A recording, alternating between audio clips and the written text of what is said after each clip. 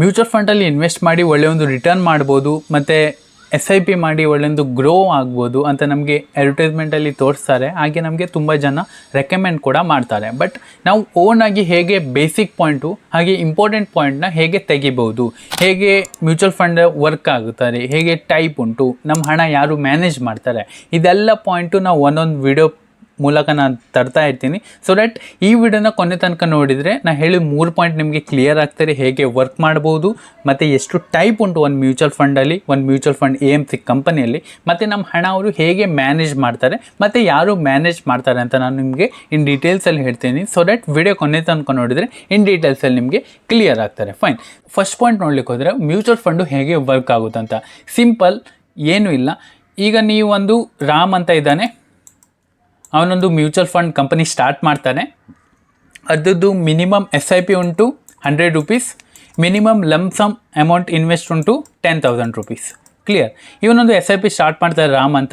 ಇವನು ತುಂಬ ಜನ ಫ್ರೆಂಡ್ಸಿಗೆ ರೆಕಮೆಂಡ್ ಮಾಡ್ತಾನೆ. ಕ್ಲಿಯರ್. ಫಾರ್ ಎಕ್ಸಾಂಪಲ್ ಇವನು ಲಕ್ಷ್ಮಣಿಗೆ ಹೇಳ್ದ, ಫಾರ್ ಎಕ್ಸಾಂಪಲ್ ಇವನು ಸೀತೆಗೆ ಹೇಳ್ದ, ಫಾರ್ ಎಕ್ಸಾಂಪಲ್ ಇವನು ರಾವಣಗೆ ಹೇಳ್ದ, ಫಾರ್ ಎಕ್ಸಾಂಪಲ್ ಇವನು ಹನುಮಂತಿಗೆ ಹೇಳ್ದ, ಫಾರ್ ಎಕ್ಸಾಂಪಲ್ ನೀವು ಸುಗ್ರೀವನಿಗೆ ಹೇಳ್ದ, ತುಂಬ ಜನರಿಗೆ ಹೇಳ್ದಾನೆ. ಸೊ ಇವರಲ್ಲಿ ಏನು ಮಾಡ್ತಾರೆ ಅಂದರೆ ಪ್ರತಿ ತಿಂಗಳು ಕೆಲವರು 100 ರೂಪಾಯಿ ಇನ್ವೆಸ್ಟ್ ಮಾಡ್ತಾರೆ, ಕೆಲವರು ಸ್ವಲ್ಪ ಹಣದಲ್ಲಿ ಗಟ್ಟಿ ಇರುವವರು 10,000 ಇನ್ವೆಸ್ಟ್ ಮಾಡ್ತಾರೆ. ಈಗ ಇದೆಲ್ಲ ಹಣ ಅವನು ಕಲೆಕ್ಟ್ ಮಾಡ್ತಾನೆ. ಇದೆಲ್ಲ ಹಣ ಕಲೆಕ್ಟ್ ಮಾಡಿ ಈ ಹಣನ ಒಂದು ಫಂಡಿಗೆ ಇನ್ವೆಸ್ಟ್ ಮಾಡ್ತಾನೆ. ಒಬ್ವಿಯಸ್ಲಿ ಅವನು ಒಂದು ಫಂಡ್ ಓನ್ ಮಾಡಿರ್ತಾನೆ, ಬಟ್ ಅವನು ಕೂಡ ಒಂದು ಫಂಡಿಗೆ ಇನ್ವೆಸ್ಟ್ ಮಾಡ್ಬೋದು, ಅಥವಾ ಅವನು ಇಕ್ವಿಟಿಯಲ್ಲಿ ಕೂಡ ಇನ್ವೆಸ್ಟ್ ಮಾಡ್ಬೋದು. ಈಗ ಫಂಡಿಗೆ ಹೇಗೆ ಇನ್ವೆಸ್ಟ್ ಮಾಡ್ಬೋದು ನಾನು ಇದು ಮತ್ತೊಂದು ವೀಡಿಯೋದಲ್ಲಿ ಹೇಳ್ಕೊಡ್ತೀನಿ. ಬಟ್ ಅವನು ಇಕ್ವಿಟಿಯಲ್ಲಿ ಇನ್ವೆಸ್ಟ್ ಮಾಡ್ತಾನೆ. ಸೊ ಅದಕ್ಕೆ ತುಂಬಾ ಸೆಬಿದು ಗೈಡ್ಲೈನ್ ಉಂಟು. ಈ ಒಂದು ಸೆಕ್ಟರಲ್ಲಿ ನೀವು ಇಂತಿಷ್ಟೇ ಇನ್ವೆಸ್ಟ್ ಮಾಡಬೇಕಂತ, ಮತ್ತು ಇದೊಂದು ಎಸಿಟಲ್ಲಿ ನೀವು ಇಂತಿಷ್ಟೇ ಇನ್ವೆಸ್ಟ್ ಮಾಡಬೇಕಂತ. ದ್ಯಾಟ್ ಮೀನ್ಸ್ ಈಗ ಫಾರ್ ಎಕ್ಸಾಂಪಲ್ ಇವನ ಹತ್ರ ಇಲ್ಲಿ ಒಂದು 1 ಲಕ್ಷ ಕಲೆಕ್ಟ್ ಆಯ್ತಂದರೆ 1 ಲಕ್ಷ ಕಲೆಕ್ಟ್ ಆಯ್ತಂದರೆ ಎಲ್ಲದು ಇವನು ರಿಲಯನ್ಸಿಗೆ ಹಾಕ್ಲಿಕ್ಕಾಗಲ್ಲ, ಎಲ್ಲದು ಇವನು ಟಾಟಾಗೆ ಹಾಕ್ಲಿಕ್ಕಾಗಲ್ಲ, ಎಲ್ಲದು ಇವನು ಅದಾನಿಗೆ ಹಾಕ್ಲಿಕ್ಕಾಗಲ್ಲ. ಸೊ ಇದಕ್ಕೊಂದು ಗೈಡ್ಲೈನ್ಸ್ ಉಂಟು, ಅದರ ಪ್ರಕಾರ ಇವನು ಇನ್ವೆಸ್ಟ್ ಮಾಡ್ತಾನೆ. ಸೊ ಇದರಲ್ಲಿ ಏನು ಜನ್ರೇಟ್ ಆಗ್ತಾರೆ ಇದನ್ನ ರಿಟರ್ನು ಇವರಿಗೆಲ್ಲ ಕೊಡ್ತಾನೆ. ಸೊ ಅದರ ಬಿಟ್ವೀನಲ್ಲಿ ಒಂದು ಕಮಿಷನ್ ಇರುತ್ತೆ, ಎಕ್ಸ್ಪೆನ್ಸ್ ರೇಷಿಯೋ ಅಂತ. ಆ ರೇಷಿಯೋ ಏನು ಕಮಿಷನ್ ಉಂಟು ಅದರಲ್ಲಿ ಇವನಿಗೆ ಅದು ಪ್ರಾಫಿಟಾಗಿ ಸಿಗ್ತಾರೆ. ಇದು ಮೇಲ್ಮೇಲಿಗೆ ಹೇಳಬೇಕಂದ್ರೆ ದಟ್ ಮೀನ್ಸ್ ಮ್ಯಾಕ್ರೋ ಲೆವೆಲ್ ಹೇಳಬೇಕಂದ್ರೆ ಹೀಗೆ ವರ್ಕ್ ಆಗ್ತಾರೆ ಮ್ಯೂಚುವಲ್ ಫಂಡು. ಐ ಹೋಪ್ ನಾನು ಹೇಳಿದ್ದು ನಿಮಗೆ ಕ್ಲಿಯರ್ ಆಯ್ತು ಅಂತ. ಇಫ್ ಇನ್ ಕೇಸ್ ಕ್ಲಿಯರ್ ಆದರೆ ಕಮೆಂಟ್ ಬಾಕ್ಸ್ ಮೂಲಕ ಡೆಫಿನೆಟ್ಲಿ ತಿಳಿಸಿ ಐ ಆಮ್ ಡನ್ ಅಂತ. ಫೈನ್, ಸೆಕೆಂಡ್ ಪಾಯಿಂಟ್ ನೋಡ್ಲಿಕ್ಕೆ ಹೋದರೆ ಎಷ್ಟು ಟೈಪ್ ಉಂಟು ಮ್ಯೂಚುವಲ್ ಫಂಡಲ್ಲಿ. ತುಂಬಾ ಟೈಪ್ ಉಂಟು. ಈಗ ನಾನು ನಿಮಗೆ ಸ್ವಲ್ಪ ಪಾಯಿಂಟ್ಸ್ ನೋಡೋದಾದರೆ ಇಲ್ಲಿ ನೀವು ನೋಡ್ಬೋದು. ಇಕ್ವಿಟಿ ಫಂಡ್ಸಲ್ಲಿ large, multi, flexi, mid, small ಇದೆಲ್ಲ ಉಂಟು. ಡೆಫ್ ಫಂಡಲ್ಲಿ ನೋಡ್ಲಿಕ್ಕೆ ಹೋದರೆ overnight, liquid, ultra short duration, low duration, money market ತುಂಬಾ ಉಂಟು. ಅದೇ ನಾವು ಹೈಬ್ರಿಡಲ್ಲಿ ನೋಡ್ಲಿಕ್ಕೆ ಹೋದರೆ ಡೆಪ್ತ್ oriented, conservative, dynamic asset allocation, multi asset allocation, solution oriented, ಮತ್ತು ETFಸಲ್ಲಿ ನೋಡ್ಲಿಕ್ಕೆ ಹೋದರೆ ತುಂಬಾ ನಮಗೆ ಇಲ್ಲಿ ತೋರ್ತಾ ಉಂಟು. ಕ್ಲಿಯರ್. ಸೊ ಹೀಗೆ ತುಂಬಾ ಟೈಪ್ಸ್ ಉಂಟು. ಅದು ಯಾವ ಟೈಪಲ್ಲಿ ನಮಗೆ ಇಂಟ್ರೆಸ್ಟ್ ಉಂಟು, ಯಾವ ಟೈಪ್ಸಲ್ಲಿ ದಟ್ ಮೀನ್ಸ್ ಯಾವ ಫಂಡಲ್ಲಿ, ಯಾವ ಕ್ಲಾಸ್ ಫಂಡ್ ಆಫಲ್ಲಿ ಗ್ರೋತ್ ಉಂಟು, ಅದರಲ್ಲಿ ನಾವು ಇನ್ವೆಸ್ಟ್ ಮಾಡಿದರೆ ನಮ್ಗೊಂದೊಳ್ಳೆ ರಿಟರ್ನ್ ಸಿಗೋ ಚಾನ್ಸಸ್ ಇರ್ತಾರೆ. ಫೈನ್, ಐ ಹೋಪ್ ನಾ ಹೇಳಿದ ಪಾಯಿಂಟ್ ಕ್ಲಿಯರ್ ಆಯ್ತು ಅಂತ.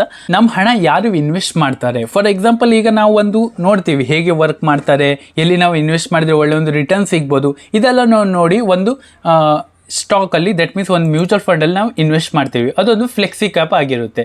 ದಟ್ ಮೀನ್ಸ್ ಈಗ ನಾವೊಂದು 361 ಫ್ಲೆಕ್ಸಿ ಕ್ಯಾಪ್ ಗ್ರೋತಲ್ಲಿ ನಾವಿಲ್ಲಿ ಇನ್ವೆಸ್ಟ್ ಮಾಡಿದ್ದೀವಿ ಅಂತ ಇಟ್ಕೊಳ್ಳೋಣ. ಫಾರ್ ಎಕ್ಸಾಂಪಲ್ ಈಗ ನಾವಿಲ್ಲಿ SIP ಸ್ಟಾರ್ಟ್ ಮಾಡಿದ್ದೀವಿ ಒಂದು 1,000 ರೂಪಾಯಿ. ಫಾರ್ ಎಕ್ಸಾಂಪಲ್ ಇಲ್ಲಿ 1,000 ರೂಪಾಯಿ ಮಿನಿಮಮ್ SIP ಉಂಟು. ಇಲ್ಲಿ ನಾವು SIP ಸ್ಟಾರ್ಟ್ ಮಾಡಿದ್ದೀವಿ.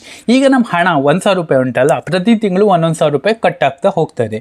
ಸೊ ಈ ಹಣನ ಯಾರಿಲ್ಲಿ ಮ್ಯಾನೇಜ್ ಮಾಡ್ತಾರೆ ಅವ್ರನ್ನ ಇಲ್ಲಿ ಫಂಡ್ ಮ್ಯಾನೇಜರ್ ಅಂತ ಕರೀತಾರೆ. ಇದರಲ್ಲಿ ಮಯೂರ್ ಪಾಟೀಲ್ ಅಂತ ಇದ್ದಾರೆ. ಸೊ ಇವ್ರು ನಮ್ಮ ಹಣನ ಮ್ಯಾನೇಜ್ ಮಾಡ್ತಾರೆ. ದಟ್ ಮೀನ್ಸ್ ಇವರು ಯಾವುದಕ್ಕೆಲ್ಲ ಹಣ ಆಗಬೇಕು, ಫಾರ್ ಎಕ್ಸಾಂಪಲ್ HDFCಯಲ್ಲಿ ಎಷ್ಟಾಗಬೇಕು, ICICIಯಲ್ಲಿ ಎಷ್ಟಾಗಬೇಕು, ಟಾಟಾ ಮೋಟರ್ಸಲ್ಲಿ ಎಷ್ಟಾಗಬೇಕು, ಭಾರತಿ ಏರ್ಟೆಲಲ್ಲಿ ಎಷ್ಟಾಗಬೇಕು, ಇದೆಲ್ಲ ಇವರು ಕರೆಕ್ಟಾಗಿ ಅನಾಲಿಸಿಸ್ ಮಾಡ್ತಾರೆ.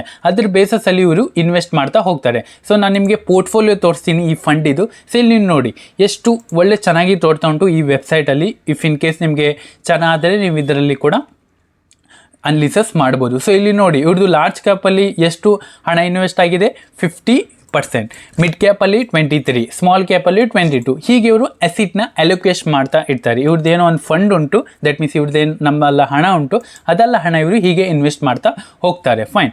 ಸೊ ಹೀಗೆ ಇದೆಲ್ಲ ನಾವು ನೋಡ್ಬೋದು. ಇಲ್ಲಿ ನೋಡಿ ಅಸೆಟಲ್ಲಿ ಎಷ್ಟು ಇನ್ವೆಸ್ಟ್ ಉಂಟು. ಫಾರ್ ಎಕ್ಸಾಂಪಲ್ HDFCಯಲ್ಲಿ ಫೈನಾನ್ಸಲ್ಲಿ 7% ಇನ್ವೆಸ್ಟ್ ಉಂಟು, ಟಾಟಾ ಮೋಟ್ಸಲ್ಲಿ 5% ಇನ್ವೆಸ್ಟ್ ಉಂಟು. ಹೀಗೆ ನಮಗೆ ತೋರ್ತಾರೆ ಇದರಲ್ಲಿ. ಫೈನ್. ಸೊ ನಮ್ಮ ಹಣನ ಇವರು ಮ್ಯಾನೇಜ್ ಮಾಡ್ತಾರೆ.